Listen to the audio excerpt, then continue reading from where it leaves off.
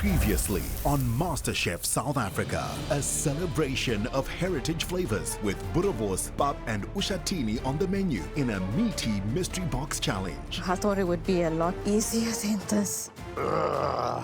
It's becoming a smoothie now. Team Green's Nabila and Lorna won immunity from tonight's elimination challenge. The rest of the team found themselves anticipating the consequences of their loss. I need a win because I need to prove that I do belong here.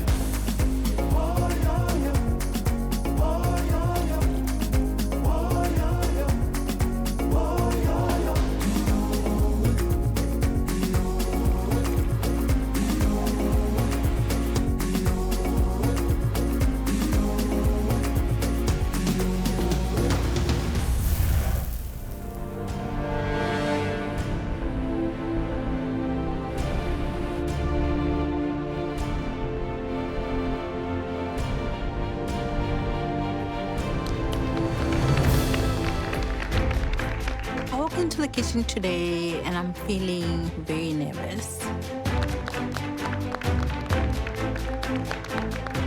Back to black, baby. It's really now getting to crunch time. It's only 9 of us at this point, and it's very talented people, so it's also like, whew. Ultimately, somebody goes home. Walking into the kitchen today is confusing because there's a wall of dainty food. For me, it's giving me fine dining in my mind. We're gonna have to make something really tiny. I hate doing so much of detail. Today is all about celebrating life's tiny pleasures. After all, they do say that it's the little things that count. I think Chanel knows that. Just because I'm tiny doesn't mean that I can do tiny foods. When it comes to fine dining, it's all about pure bliss and a flavor sensation in just one bite. Tasting menus with course after course with tantalizing flavors and amusing the palate. Not my kind of meal because those are clearly 500 Rand for a bite. The ability to recognize distinctive flavors and specific ingredients is a real hallmark of a master chef. Today, we are kicking things off with a taste challenge. Hello. For this challenge, a variety of ingredients have been cut into identically sized cubes. You will each need to taste and correctly identify the ingredients while blindfolded. Stress level 100. The first 6 of you who incorrectly identifies the cubes will be cooking for your spot in the competition. If you are the last man or woman standing, you will sit out this elimination challenge and join Lorna and Nabila in the gantry. Okay. We are all gunning for that one spot to go up the gantry and not cook today.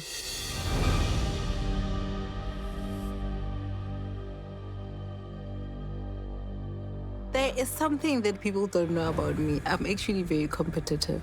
Well, hopefully I'm going to ace it, you know, but then again, a lot of fruits and vegetables, they somewhat are very similar, especially with their build-up, their components. So it is really a game of chance. We're blindfolded. Let's see what happens. Let the games begin. Penny, you're up first. I have a reasonable palate. I don't know, sort of particularly with eating, say, a fat mouthful of garlic, you'd identify that immediately. Can you actually then still identify anything else after it? I don't think so. It's pineapple. Correct, Penny. It is pineapple.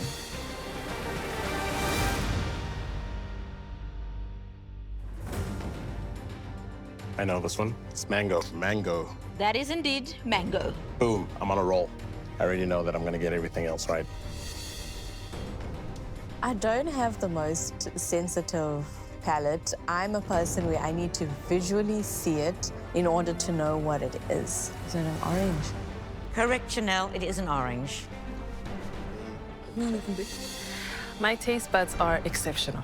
I do sensory panels at UOFs, so that is what we literally do. Cucumber? That is cucumber. Oh, thank God. I kind of, practiced a bit. I tasted a few things blindly. And so I was like, okay, cool. If there's any challenge that I can prepare for, at least is, taste a couple of things that I haven't eaten in a while. This is ginger. Ew. That's correct, Amo. It is ginger. Refer, you may taste. What the hell?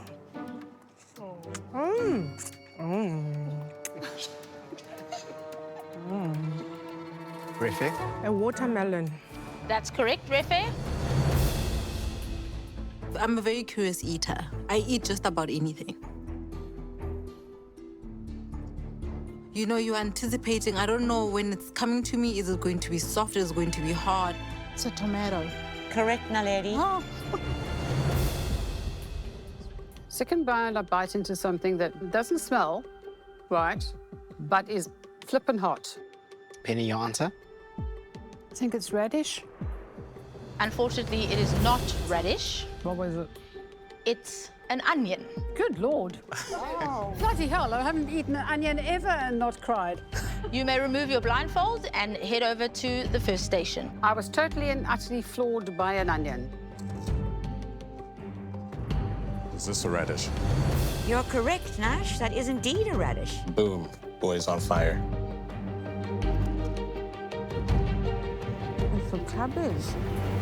I'm afraid it's not cabbage. It is, in fact, cauliflower.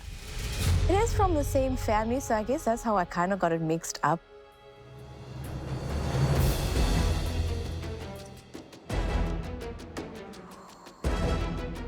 Good. Garlic. That is indeed garlic. Good thing you didn't eat the whole thing.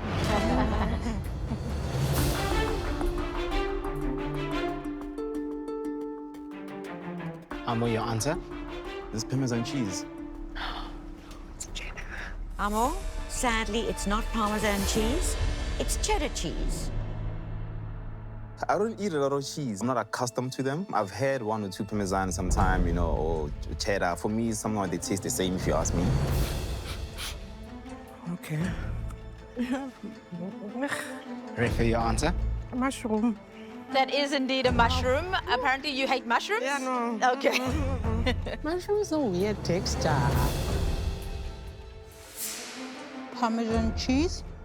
That is Parmesan cheese. Well done. Ooh.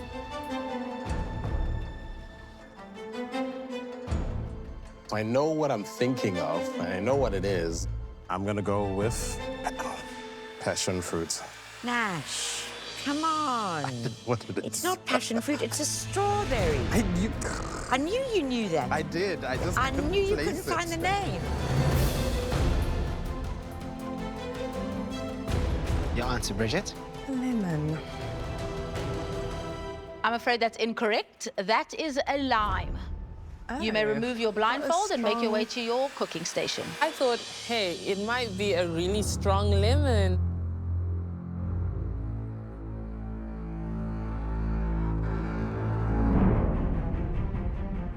Can't be that. Like, what the hell is this tasteless thing? Broccoli. Refe? It's actually a courgette. Wow.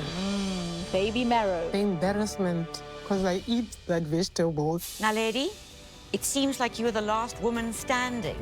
Your other 6 contestants didn't guess correctly, which means you are the taste bud queen, and you get to stay in the gantry today. Please remove your blindfold and go and join Lorna and Nabila. They must just put a very nice, luscious chair for me. It's the first time for me in the gantry. Drawing inspiration from fine dining and the social media trend inspired by dollhouse cooking, we are looking for tiny, luxurious offerings, petite pleasures, and gem-like culinary wonders. You must create 2 tiny dishes from the classic world of fine dining. The first, an amuse-bouche, something to awaken the palate. Usually served at the beginning of the meal, it's like a gift from the chef. The second dish, a bonbon, or a friandise, or a mignardise, usually served at the end of the meal. Your sweet treat must include a component of chocolate. Oh, and you'll need to make 6 of each. Hello. I don't eat much chocolate, so this is going to be a nightmare for me. Surprise, delight, and wow us, and you'll live to cook another day in the MasterChef kitchen. Fail to do so, and this will be your last day in the MasterChef kitchen. You have 2 hours, and your time starts now. Woo! Good luck, everybody. Good luck, guys. So used to cooking a meal, but today, basically have a meal in a bite. Yo, what a mess.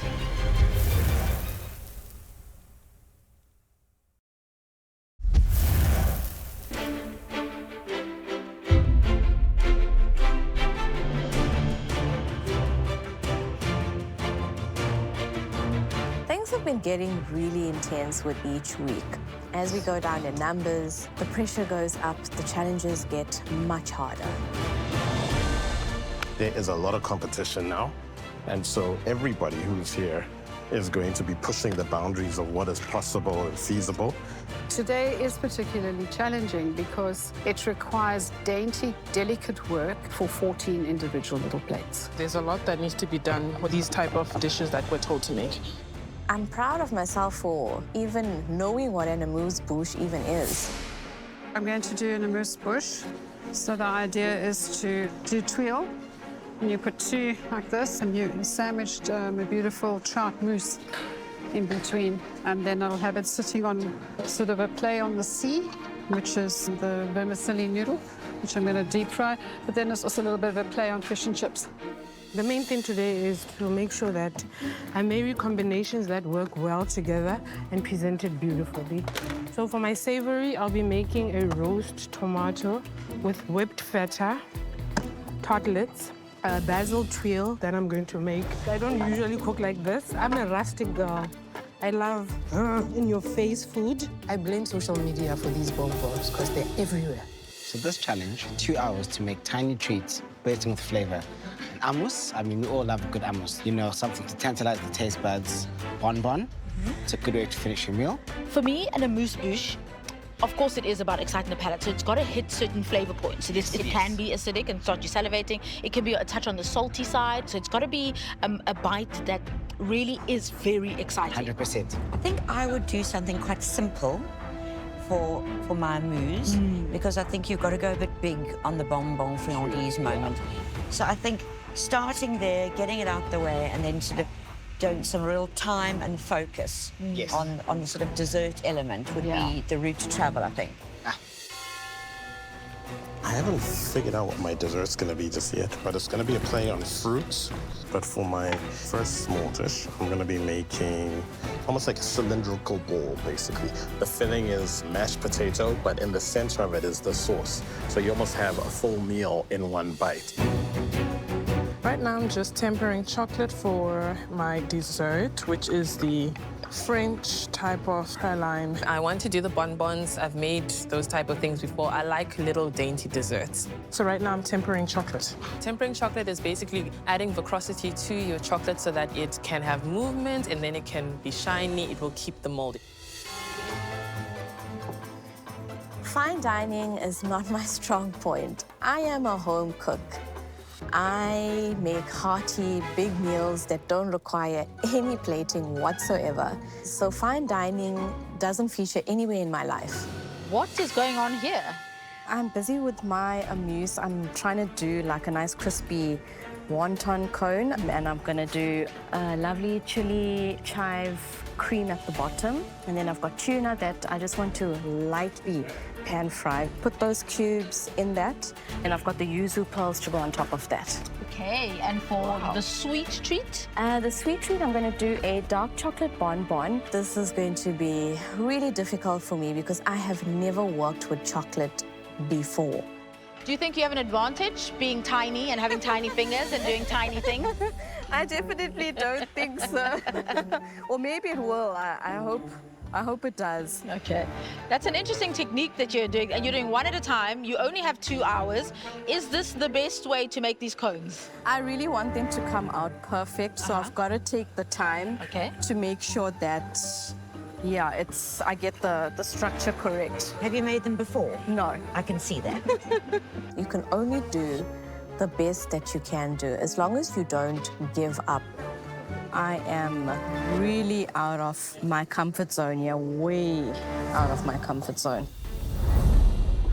Hi, Nash. Hey. Comfortable with all things fine dining? Absolutely not. Still making my way up there. Sweets are not my strongest point, so I'm going to try and create something that kind of plays to my strengths, but delivers on flavor. So I'm going to play with a bit of my fruits and use a lot of the chocolates to try and bring something together. I haven't really landed on that yet, hence I'm pushing hard on this one. For my bonbon, I am drawing a solid blank. I think everyone is definitely more comfortable with savoury by the looks of things. Yeah. I'm going to have to figure that out as I go. I'm allergic to prawns. Don't taste it, for goodness sake. I think I just need to at least get a sense of where we're at. This is a latent allergy. I only became allergic to prawns about a year ago. And I used to eat a lot of prawns, and then all of a sudden, one day, I just started flaring up every time I had them. So I genuinely forget that I get to a situation. We'll talk to the medic just in case. I think it's a light allergy. Still to be tested, I guess.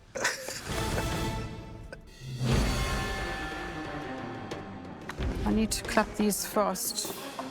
I was hoping 12 to 15 minutes to get all the twirls done. I realized I probably went 25, 30 minutes just on the twirls. Okay, that's done right. Now I need to get on with my fish. Contestants, 30 minutes have passed.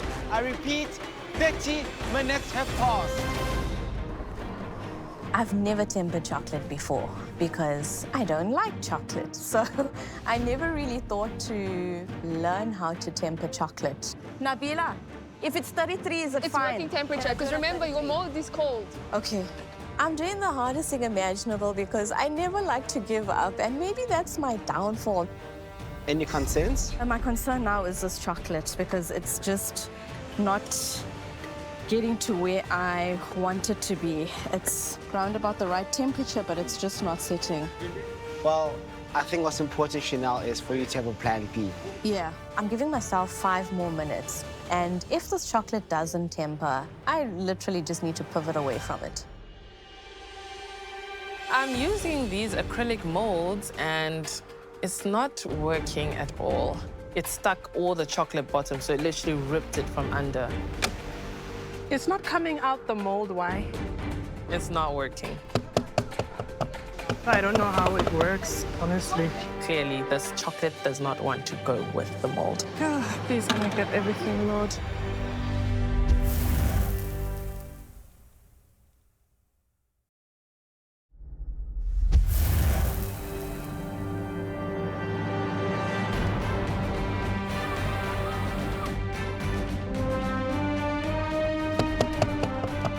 I don't know how it works, honestly. Clearly, this chocolate does not want to go with the mold. We gonna make backup or something else. So now plan B is find something that's going to act as the base and hold this entire dessert together while still adding flavor and beauty to this dish. Contestants, listen up. You are halfway through the challenge.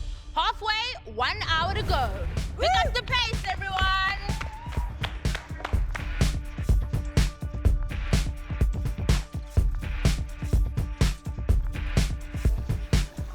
Whoa! This is my dough to go around my potato. I'm beginning to see that I'm gonna have a problem with converting this mashed potato into a structure that can hold my filling. But as at now, we have to push on and make it work. If we don't, then we will end up with nothing. Nah, today is not my day. I can feel this opportunity slipping away from me. The flavor profile, I'm going for the sweet one, some blueberry and lemon, and the sweetness from the chocolate. I'm making a berry jelly with a chocolate custard in a soft shell pastry. What is important is for me to put the puff that I'm going to use for the savory one in the mold and let that chill before I bake it. Comfortable with this challenge? Comfortable with teeny tiny things, beautiful bites, beautiful plating? I'm not teeny tiny, so... Yes, but do you cook teeny tiny food ever? Do you find Very rustic. Dinner parties, I do try to give like something teeny tiny, but usually it's a family sharing rustic style. But I do like cute, nice, dainty things, and I will be channeling that.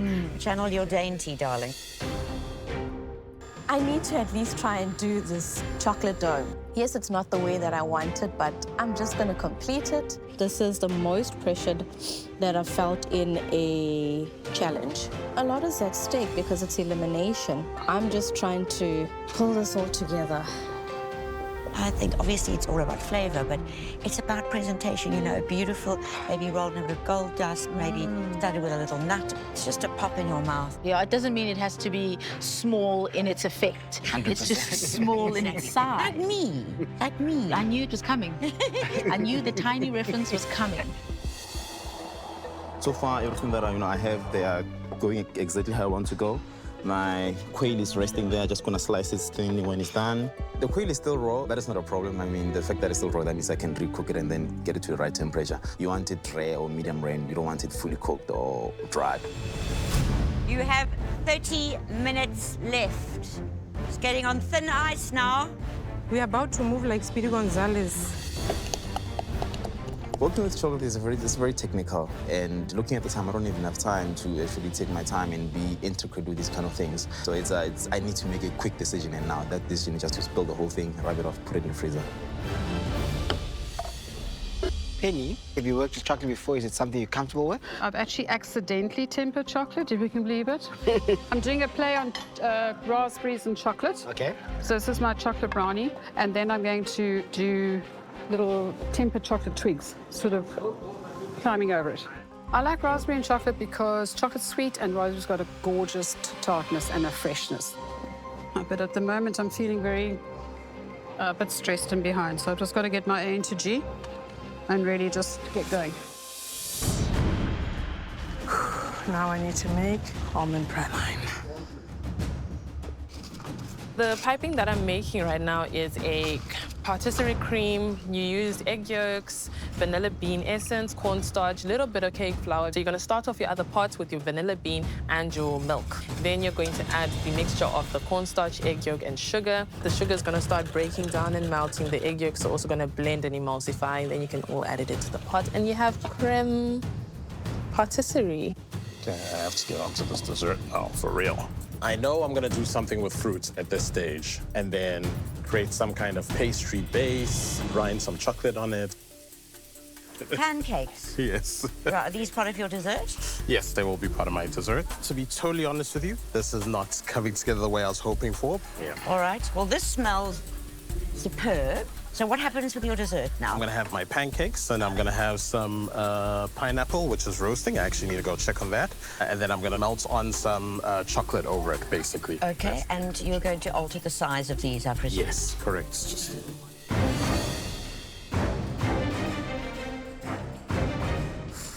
The pastry literally crumbled in my eyes. It was a kind of a slap in my face.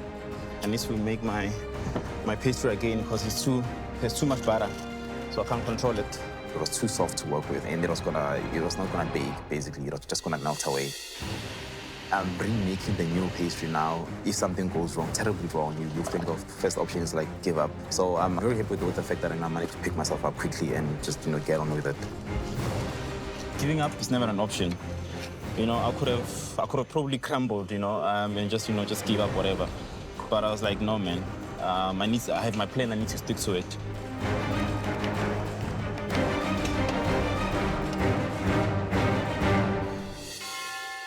Then I actually start doing the cones, and it looks like the hat from Harry Potter. I wanted them to be a bit of a better shape, but it kind of went a bit all wonky. I can't ditch them now. If I try and do something else at this point, I'm never going to make it to try and do a dessert. I'm finding it very difficult to do a whole bunch of small, pretty plates. When it's one plate, you don't have to concentrate on all the finicky stuff. Contestants, 10 tiny minutes left. Go guys, got this.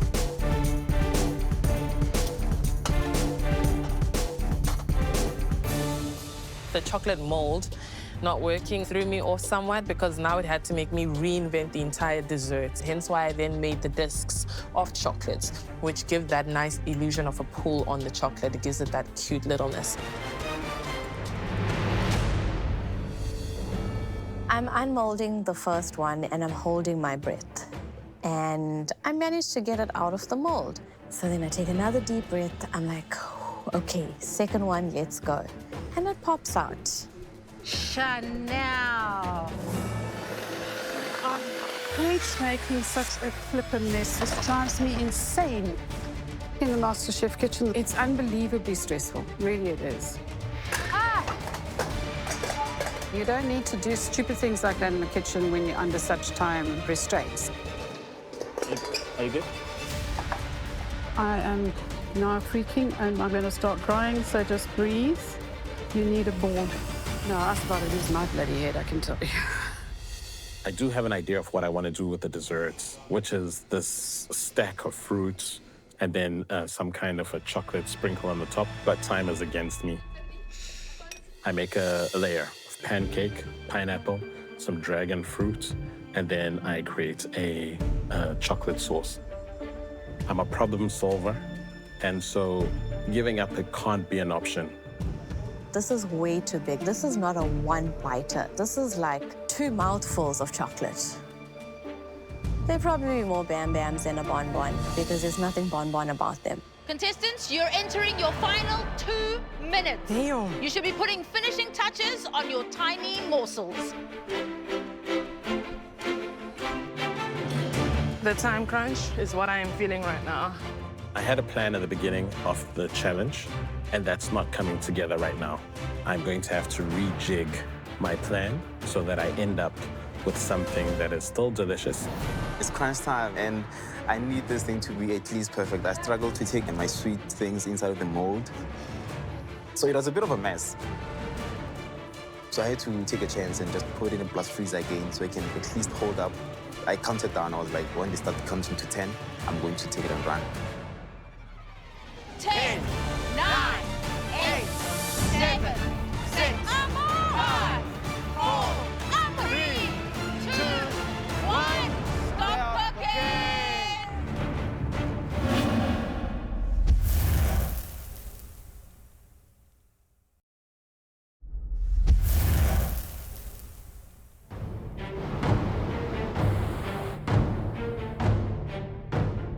The heat has turned up in the competition for sure. And that you are as good as the dish you serve on that day. Contestants, we asked you to create some delicious, tiny, fine dining morsels to tantalize our taste buds. Some of you seemed to find it an easy task. Others had a bit of a challenge. Penny, please bring yours up. Somebody's going home today, and in my inner self, I know that I didn't cook as well as I have in the last 4 challenges. There you go. Oh, aren't they dear? What have you made us, Penny? I have made you fishbone fish and chips. Well, a little play on it. Little fishbone twirls filled with a smoked charred mousse, topped little fried vermicelli, garnished with some crispy skin and caper berries. And then for dessert, I call it hidden raspberry. There's a little chocolate raspberry brownie with some toasted almonds and little twigs of dark chocolate. That was the prettiest little bit of fish and chips I ever did have. I wish the tuile wasn't sweet. Yeah. It's just too sweet for the fish, for me. Okay. But I think the play on it, the way it looked, it was really lovely. Gotta love a hidden raspberry. It was a fine dessert. The brownie for me, nothing too exciting.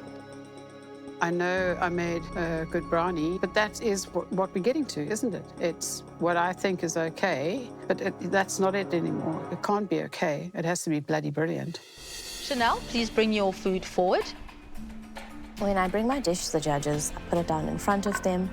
I step back and I think to myself, is this the dish sending me home Today, judges, for the Amuse, I have a crispy wonton cone. At the bottom is a cream cheese with a bit of chili and chives. And then for the dessert, I've got a rose jam mascarpone topped with fig pearls in a dark chocolate shell.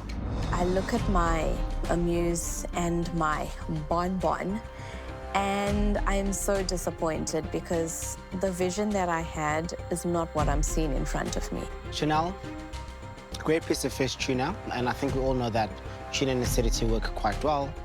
I like the bit of heat, the cream cheese rounds everything together, and yeah, the wonton crunch was good. In terms of the chocolate, just a tad on the thick side, but it works. Look, your wontons were wonky. There is nothing we can say about that, but the filling was good, and the tuna, I think the yuzu pearls really helped because essentially your tuna was under-seasoned. Lovely, delicate, sort of spring-like rose petal flavour in the mousse. Good effort. Mine is probably a bonbon for a giant. Refe? I know it's not going to be an easy judging, that's for sure. Going home would be heartbreaking. For the savory one, I have a veggie delight. It's a tartlet with some roasted feta and garlic. And then with the sweet one, you have a short crust with a blueberry gel dome inside, and then a vanilla and white chocolate creme.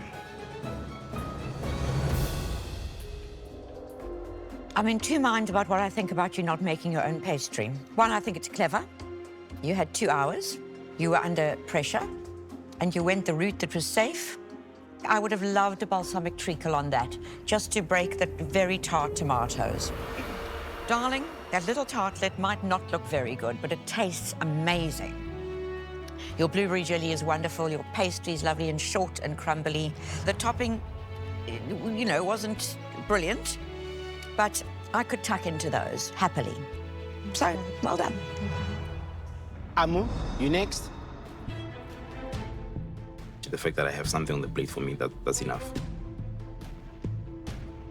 For my Amuse-Bouche, I made a savory tart filled with onion and caramelized onion puree. And also I've topped it up with the quail breast. And for the dessert, I've prepared my take on a bonbon. I tempered the chocolate and I also filled it with pistachio paste caramel. Hope you enjoy. I hope what I prepared today is enough to keep me in the competition. Amu, your tart. I saw you had difficulties with your pastry. I think you made your pastry twice, and we can taste it. It's very crumbly. It's a real shame that the quail breast is a bit overcooked. Your chocolate could be cleaner, but it's still tempered very well. But the filling is delicious. Amo, unfortunately, you burnt your pastry. I think that you do so many things at once that sometimes you forget to focus on the things that are necessary. You said there was pistachio in the bonbon? Pistachio paste, yes. I didn't get any in mine. Beautiful tempo on the chocolate, bar the finger marks, the fingerprints you left behind there. And also the thickness of your chocolate needs a bit of work. Sure. Bridget? I'm pretty confident in my dessert. It's very pretty, it tastes good, it's beautiful. As for my amuse-bouche, not as pretty as it could be. So today we have a salmon meneer over filo pastry, and then we've got a take on somewhat of a Ferrero Rocher with almonds though, instead of hazelnut. Lots of salted caramel and chocolate flavors in it. One of the things you're best at is spinning a story. I have to say, I wait for every day for the story to come of what didn't actually make it, but how it's now become something else. Yes. Very exciting. I hope the brittle stays brittle when they bite. It must not just fall apart. Oh, I'll cry, guys.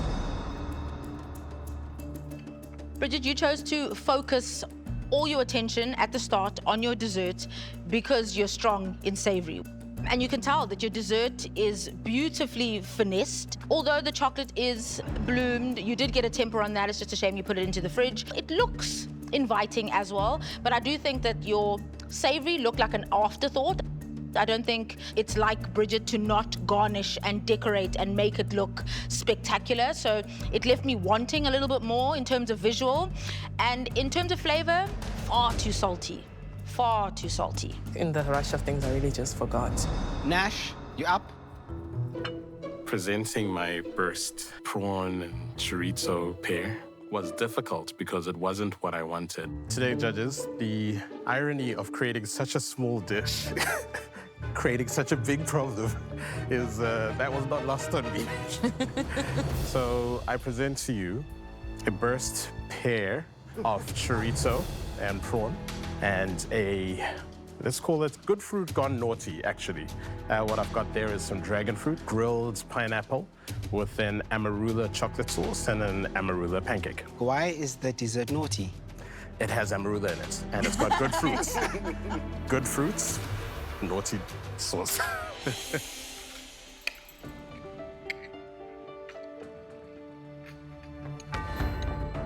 It's clear that you had a lot of trouble today. Your bursted pear is delightful. It is a little bit on the oily side. Your naughty fruit, definitely an afterthought. Definitely naughty, and I don't know that that type of naughty is nice because it's very boozy. Even for me, who likes a bit of... I'm kidding. I'm kidding. But it is. It's very strong on the alcohol, and it's not a complete dessert, you know? It is very attractive, but in terms of eating, not the most pleasant thing. If I'm going to go home as a result of this moment, I'm going to look back on it and say I gave it 100%. There is nothing else I could have done in the context of what's unfolded right now.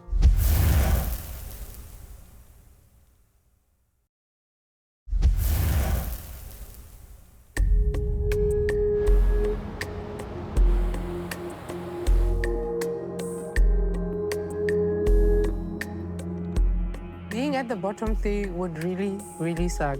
We all worked so hard today, and we all had such a hectic cook. Today, we challenged you and your taste buds to create tiny dishes that were bursting with flavor and bursting with luxury. We asked you to create an amuse-bouche, as well as a bonbon, or friandises, or mignardises. When I call your name, please step forward.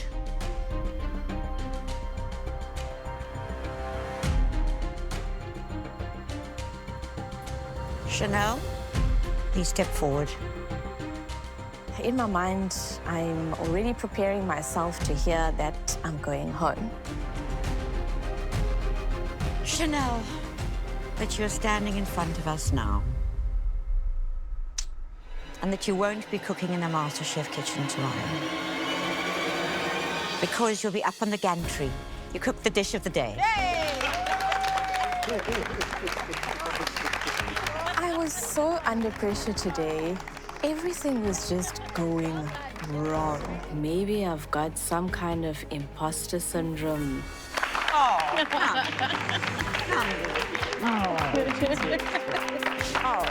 sorry about the shock. Oh. Mean judge, don't forget. I almost can't breathe because I can't believe that the dish that I thought was sending me home is a dish that's actually getting me into the gantry. Now that we've calmed ourselves down, look, we told you it was a wonky wonton because it was a wonky wonton. But what was inside was far from wonky. It was wonderful. That tuna was delicious, the yuzu, those pops of sort of, acidity and citrus, the perfect amount of chili in your cream cheese filling. It was astounding. And those lovely little pots of whimsical feminine rose and raspberry made us smile. You did beautifully. I'm sorry to have teased you. You may step back. Well done, babes.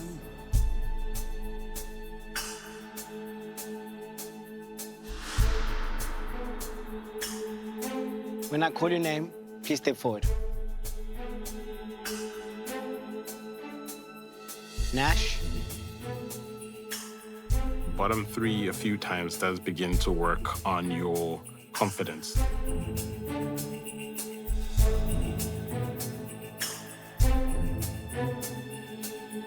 Amu?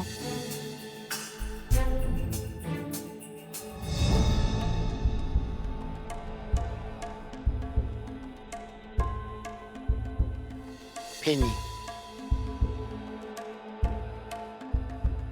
I was surprised that my name was called.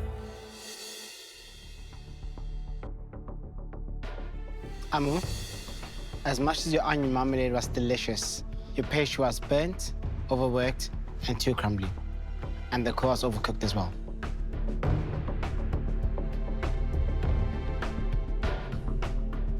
Nash, your potato pear did not work out how you'd planned. However, the flavor that you delivered was sublime.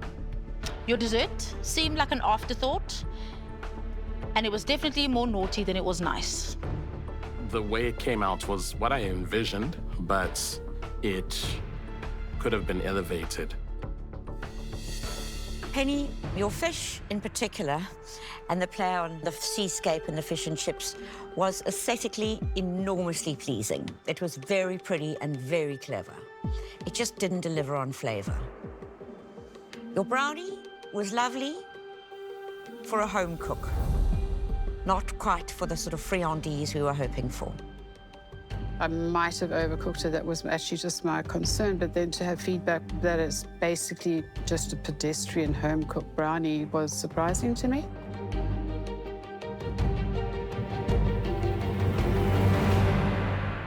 For one of the three of you, your MasterChef journey ends today.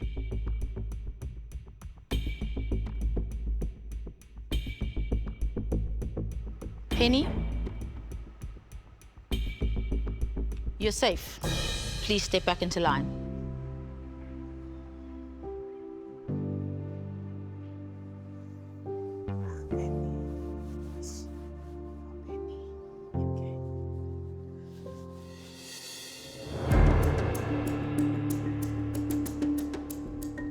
Amo,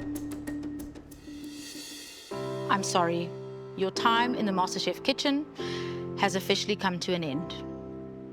You'll be going home today.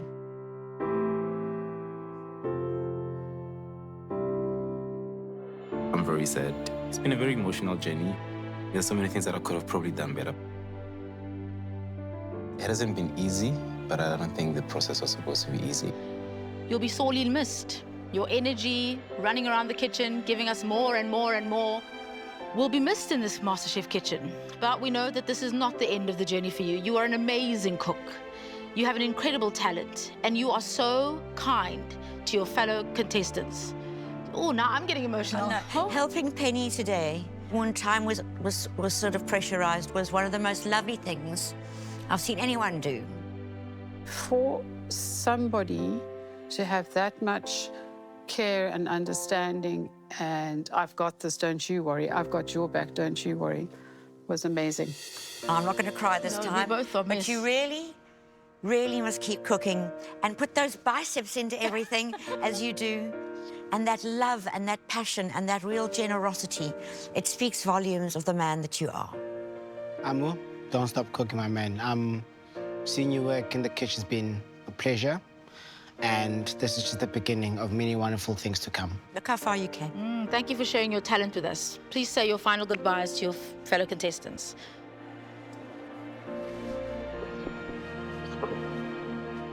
I feel a bit broken, to be honest. It's a tough one, this one, because someone and I were very close.